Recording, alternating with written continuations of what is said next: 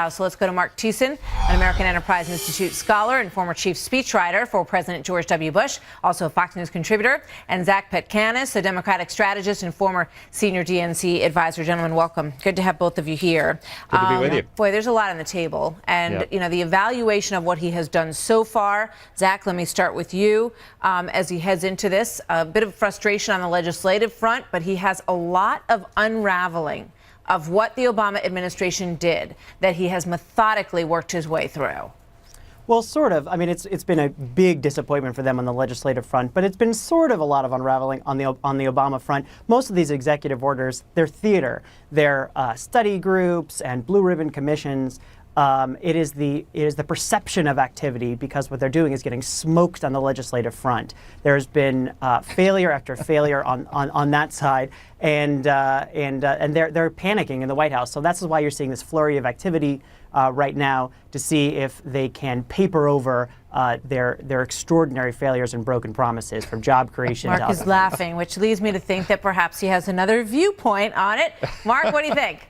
Yeah, well, Zach wasn't saying that when Barack Obama was using his pen and his phone. He had a different line when it came to executive orders back then, as all the Democrats did. But look, Donald Trump has a fair enough.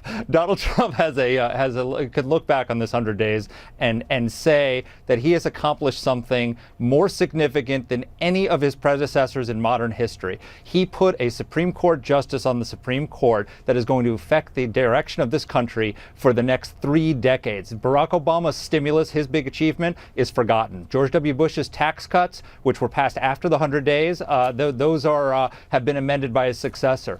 From now on, for the next 3 decades, every 5-4 vote that goes the conservatives' way is going to be one of Donald Trump's 100 days achievements.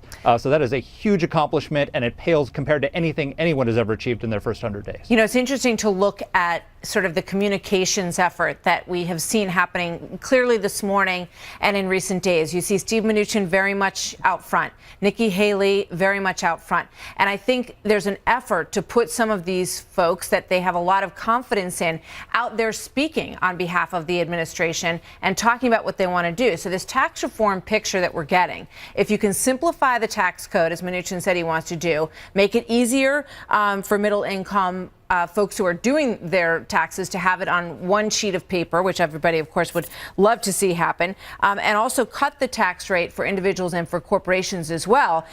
Zach, what do you think? Are you for or against cutting taxes for the middle income folks and also for businesses in this country?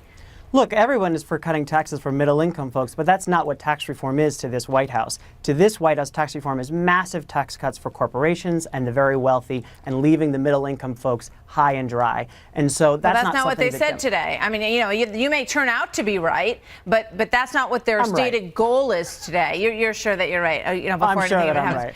Why would they want to do that? If you want to get reelected, why would you do what you just explained? It makes zero sense. It absolutely makes zero sense, which is it. But that's the same playbook that they did with the health reform repeal act. They went after very popular programs like raising seniors' premiums, and they seem to be doing the same playbook with so-called tax reform, which is really a big fat tax cut for the wealthy. If that's the case, that's not going to go over very well. Mark, is that the case? No, it's not the case. I mean, look, Donald Trump was elected because the Democrats lost. There are 700 counties in this country that voted twice for Barack Obama. A third of them voted for Donald Trump. Those voters are the ones that he's going there to fight for, and those are the voters he's going to give a tax cut to. So Zach is completely wrong.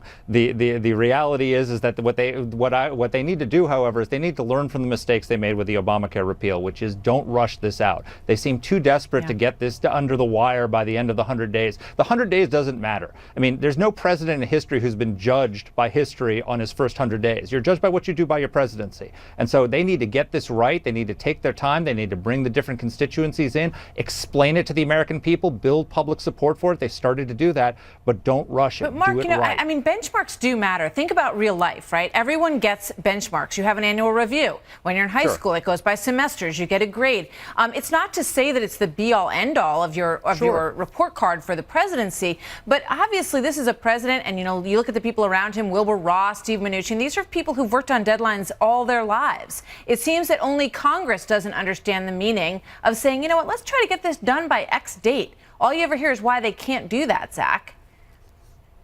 Look, I agree. I mean, but look, this administration has had very clear benchmarks that they set out themselves. This is Donald Trump himself who said that he had 10 proposals, a piece of legislation that he said that he was going to roll out that was to fulfill his promises on the campaign trail, including a job creation bill, which we haven't seen. He said he was going to have Buy America, which he did an executive order, but then he allowed the Keystone Pipeline to go forward with foreign steel. And so, look, I think benchmarks are good. I think deadlines are good. But this administration is not keeping. We got to leave it there. Up with them. Thank you very much, you guys. Good to see you both Martha. tonight. Thank you.